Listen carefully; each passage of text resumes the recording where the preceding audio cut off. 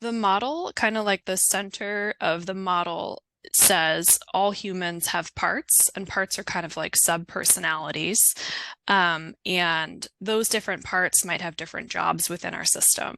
So, for example, like when you're at work, you might have a work persona that kind of shows up, especially if you're talking in a meeting or, giving a presentation.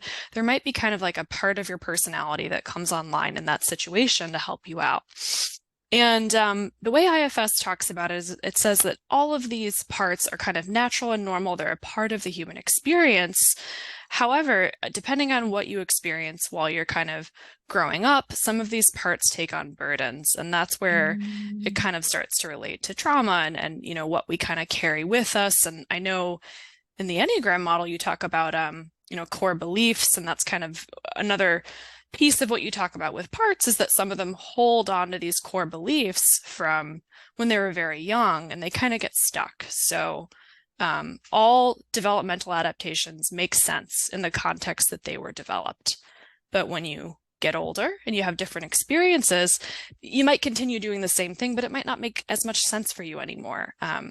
So the model is really about how do we kind of get to know these parts, understand what they're doing and why, and maybe over time with some self-trust, maybe get them to do something else.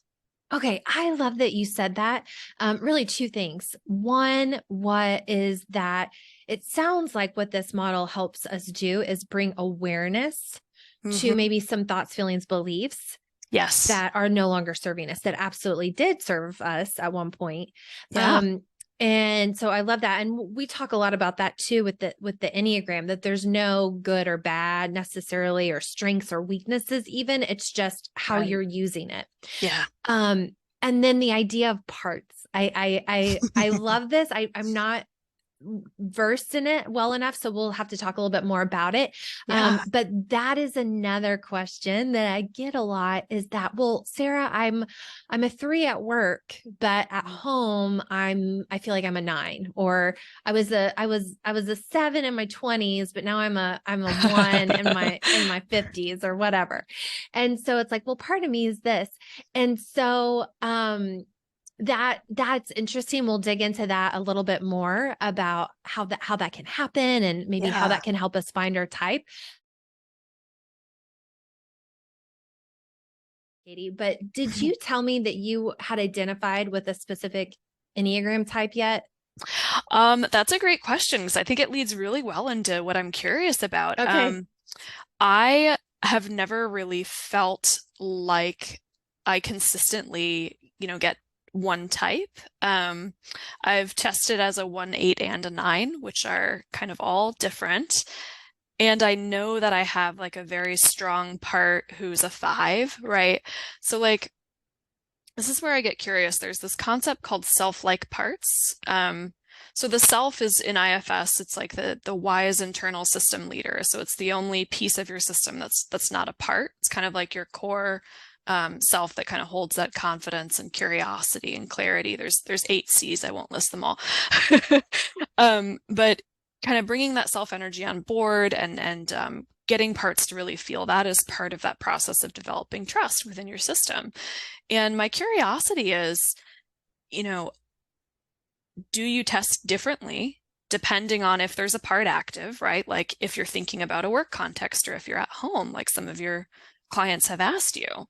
And also, if we're all, really grounded and kind of really in self energy, would we all kind of test very similarly? Like what causes these differences? Is it just active parts or I don't know. These are kind of the questions that I'm always asking myself. Yeah, it's such good questions. Well, what's interesting is, I don't know. I don't know what this means, Yeah. but the 1, 8, and 9 are all in that body center of intelligence. And so they all Mm, have this relationship with anger. Either it's mm, overactive or mm, repressed or just completely ignored. mm, Um, hmm. and there's some issues around autonomy and control. So I don't know. I don't know what that True. means, but yeah. Accurate. Yeah, there Yeah. might there may be Yeah. something there. And sometimes it's not even, I do think now that this is me, as an Enneagram person, I'm probably biased.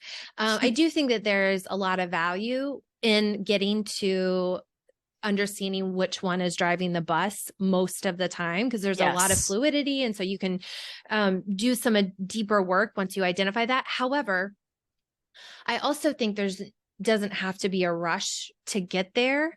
And I think, understanding these parts of us, like you're talking about, is a way to maybe consider things that we hadn't thought about before or Yeah. reflect on. And like you said, just get curious about.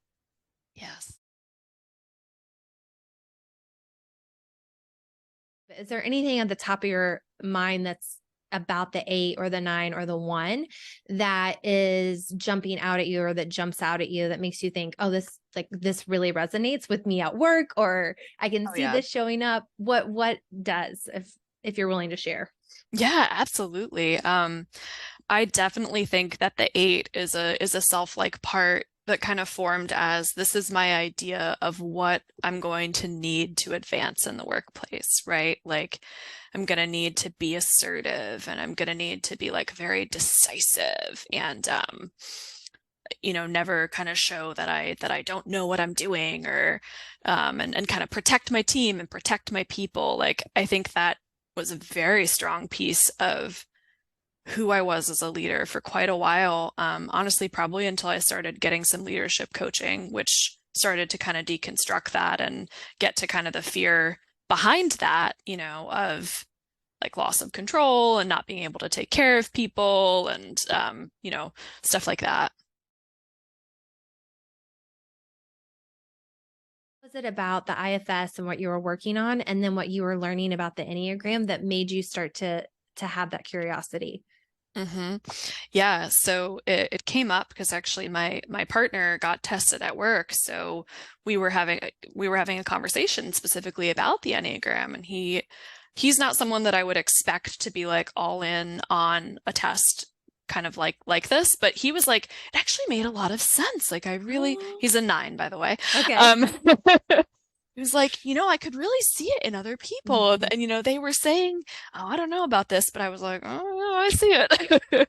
So that made me really curious because he surprised me, right? Like that he was really like, oh yeah. So that got me looking into it a bit more and, thinking through my own really strong self-like parts. So I've got a scientist, I've got a perfectionist, I've got the powerful leader one, I've got like a caretaker, I've got a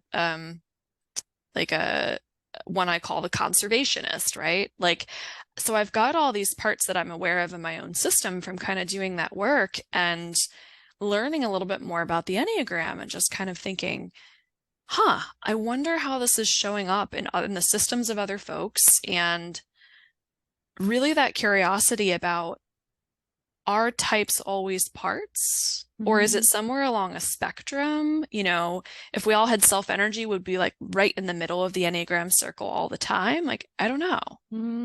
I love the question. I think it's really well, and with the Enneagram, it does have that fluidity. I think that Yeah. is makes it a little bit different from some of the others, where it's like, in stress, this, I could look like this other type, or when I'm really living my best life, I could look like this other type. And then even within the type, there's like levels of development. I don't know if you've heard of that, but it's like you're Yeah. going to look like an 8 in that stereotypical level or the average, but in health, you might look like completely different.